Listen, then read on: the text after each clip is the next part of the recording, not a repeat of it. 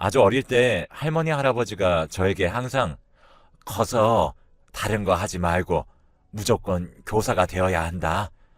그게 효도하는 거야. 라고 하셨어요.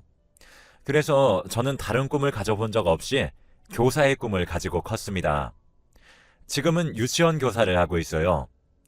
제가 교사가 되었다는 소식을 듣고는 가장 먼저 좋아하신 건 아버지나 새어머니가 아니었고 다름 아닌 할머니 할아버지셨습니다. 두 분은 저를 안고 볼을 비비면서 얘가 어릴 때부터 조용하고 소심해서 누굴 닮아 저러나 했는데 지금 보니 아범 닮아 야무지고 똑똑하네. 신중한 게 딱 아범 어릴 때 닮았네. 하셨죠. 그게 처음 듣는 칭찬이었어요. 어릴 때부터 할머니 할아버지는 절 별로 좋아하지 않으셨거든요. 그 당시에는 왜 그러시는지 모르겠지만 어린 제가 느낄 수 있을 정도였죠. 그래서 어릴 때는 저도 할아버지 할머니를 좋아하지 않았어요. 처음엔 제가 다가가 손도 잡아보고 했지만 할머니 할아버지는 제 손이 닿기만 하면 그 순간 정말 경멸의 눈빛으로 저를 보셨죠. 그렇게 할머니 할아버지께 가는 날이면 아버지에게 가기 싫다고 해봤지만 그럴수록 아버지는 절 다그치시며 나는 너를 그렇게 버릇없이 키우지 않았다 하시며 훈육하셨습니다.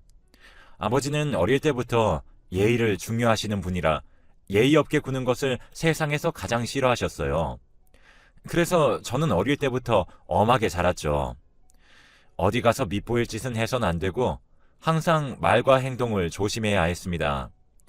혹시라도 말실수를 하는 날이면 할아버지 할머니께서 집에 찾아와 아버지에게 그러게 저런 거 키우지 말자고 그렇게 말했는데 이제 동네 창피해서 얼굴을 들고 다니지 못하겠다 라며 언성을 높이셨죠.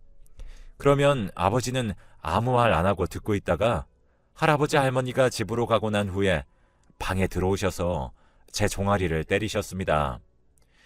내가 밖에 나가서는 입 다물고 있으라고 했어 안 했어? 하시면서요. 당시에 제가 할 수 있었던 건 그저 무릎을 꿇고 빌면서 아버지께 잘못했다고 다신 안 그러겠다고 하는 게 전부였습니다.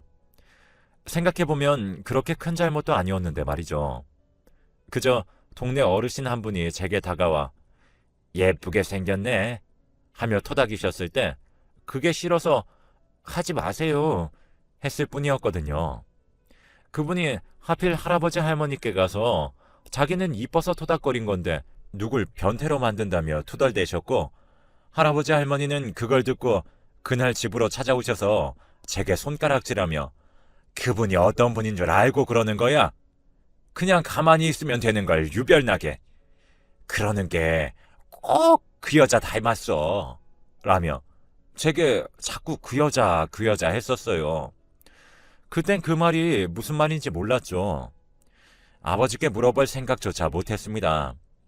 엄하신 분이라 영양가 없는 소리 하는 걸 싫어하셨거든요. 새어머니는 할머니, 할아버지, 아버지에 비하면 그나마 다정한 분이셨던 게 그나마 다행이었죠.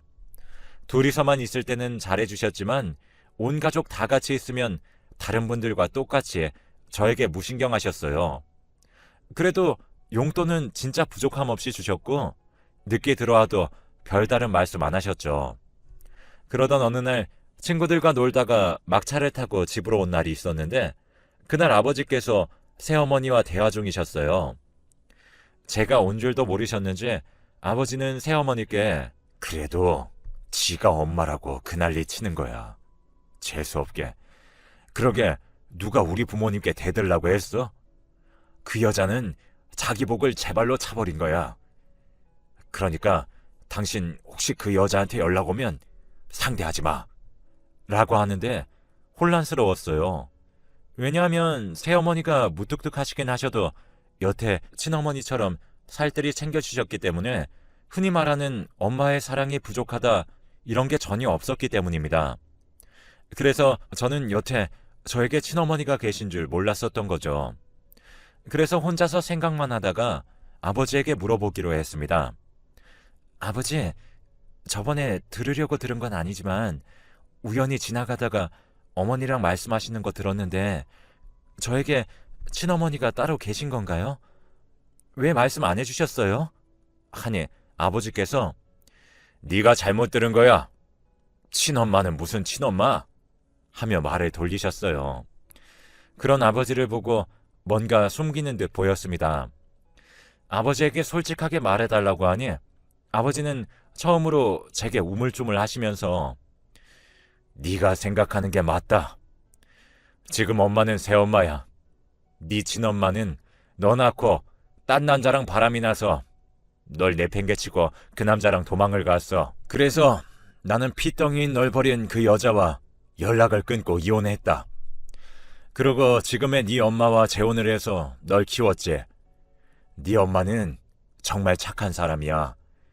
피 한 방울도 안 섞인 널 버리지 않고 거뒀으니. 그러니 친엄마는 찾을 생각은 절대 하지 말아라. 그 여자는 널 버린 여자야. 하셨죠. 그날 처음 출생의 비밀을 알았어요.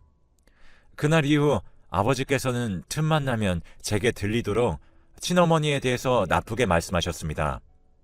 그래서 전 친어머니가 정말로 나쁜 사람이라 생각했죠.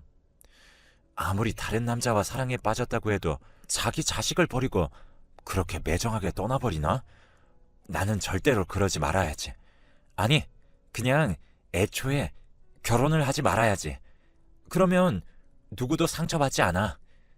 그렇게 다짐했죠. 그렇게 저는 다시 바쁘게 일상생활을 하기 시작했어요.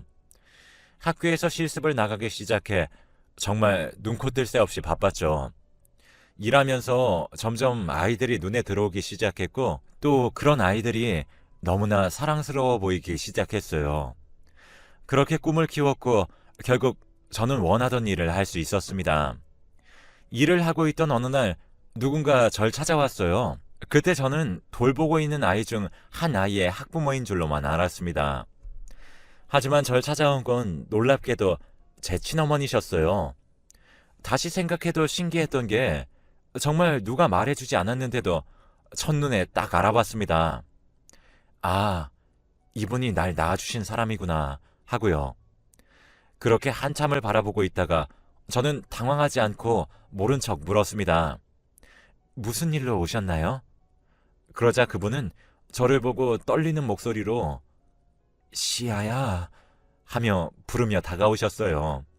그 순간 저는 뒷걸음질을 치며 당황했습니다. 왜냐하면 제 이름은 시아가 아니거든요. 저는 그래서 죄송한데 잘못 찾아오신 것 같아요. 저는 시아가 아니에요. 하니까 친어머니는 당황하시며 그럴 리 없다며 제게 다가와서는 네가 시아가 아니면 누구라는 거니? 시아야, 엄마야, 엄마 모르겠어? 아니면 너무 오래돼서 잊은 거야? 엄마가 미안해. 엄마가 빨리 오려고 했는데 이렇게 늦을 줄은 몰랐어. 너무 늦게 와서 미안해, 우리 아가. 하며 눈물을 뚝뚝 흘리시더군요. 그 모습에 유치원 선생님들이 하나 둘씩 나와 수군거리기 시작했고 저는 그걸 보며 일단 자리를 옮겨야 할 것 같아서 근처 카페로 가자고 하고는 거기로 모시고 갔습니다. 거기서 저는 자리에 앉기도 전에 일단 죄송한데 저는 시아가 아니에요. 뭔가 착각하신 것 같은데 제 이름은 시현입니다.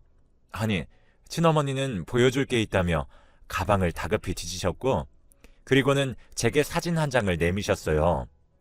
그 사진에는 갓난아이를 안고 있는 한 여인과 그 옆에 환하게 웃고 계시는 아버지가 계셨습니다.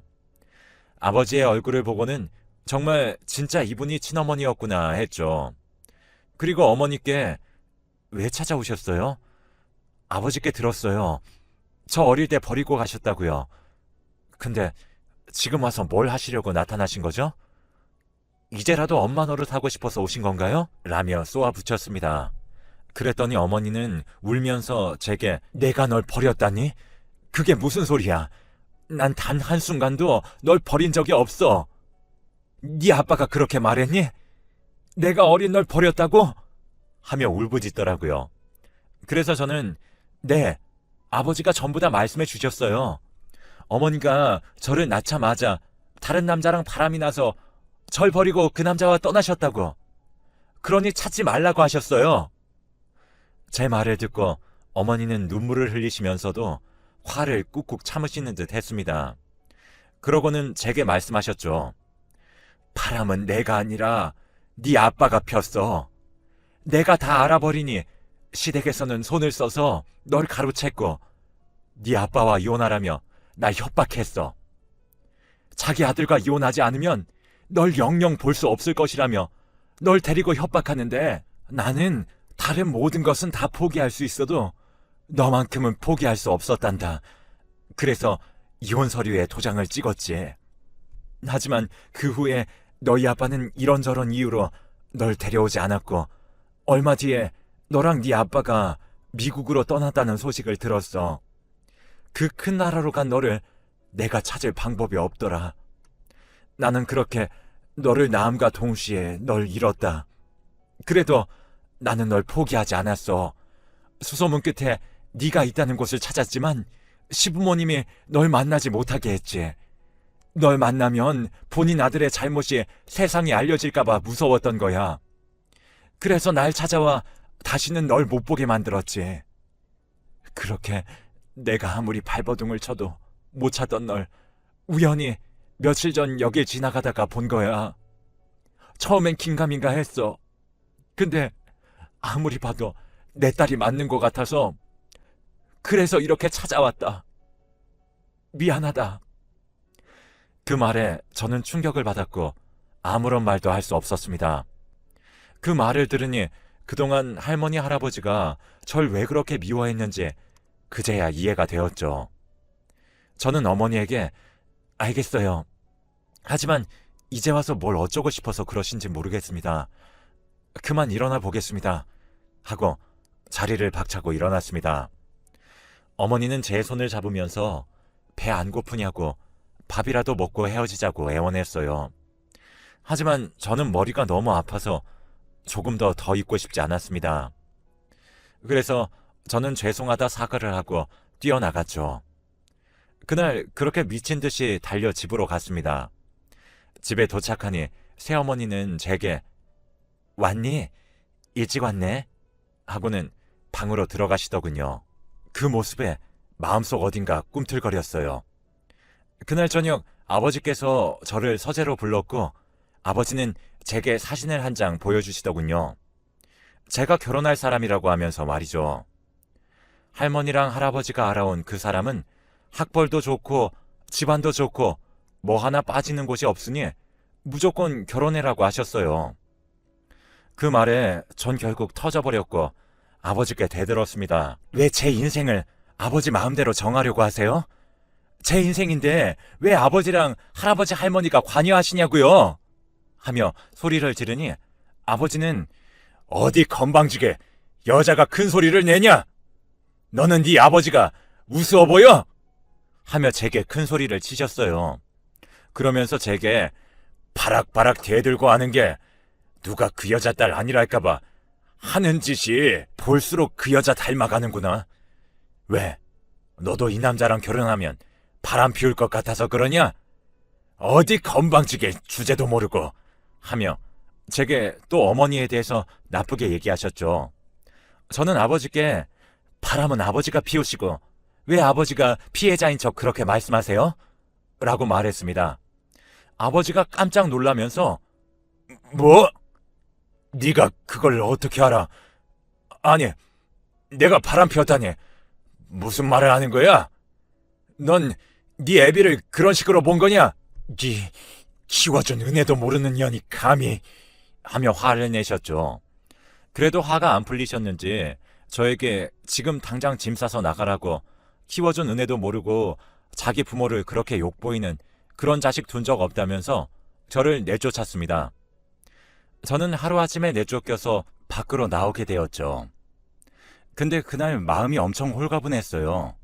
원래는 아버지가 무서워서 쳐다보지도 못했었는데 오늘은 아버지를 보고 내 속에 있던 말들을 했구나 하고 마음이 이상하게 정말 개운했습니다. 그렇게 집을 나와 한 달 정도 후 모르는 번호로 연락이 왔습니다. 전화를 받으니 전화를 걸은 건 바로 친어머니셨어요. 저는 전화를 받고는 제 번호는 어떻게 알고 연락하신 거죠?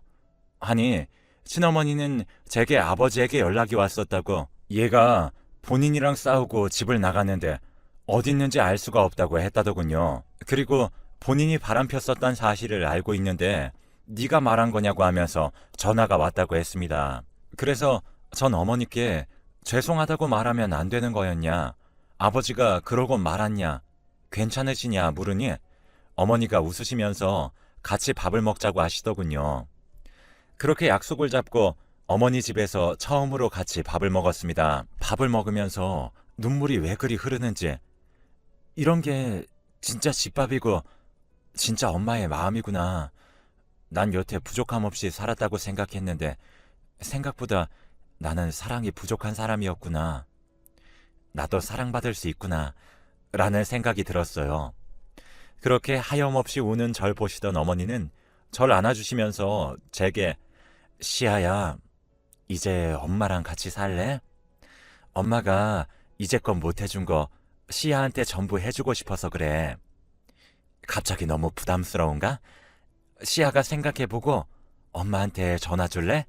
하셨고 저는 울면서 고개를 끄덕였습니다. 그리고 아버지를 찾아뵈러 갔어요.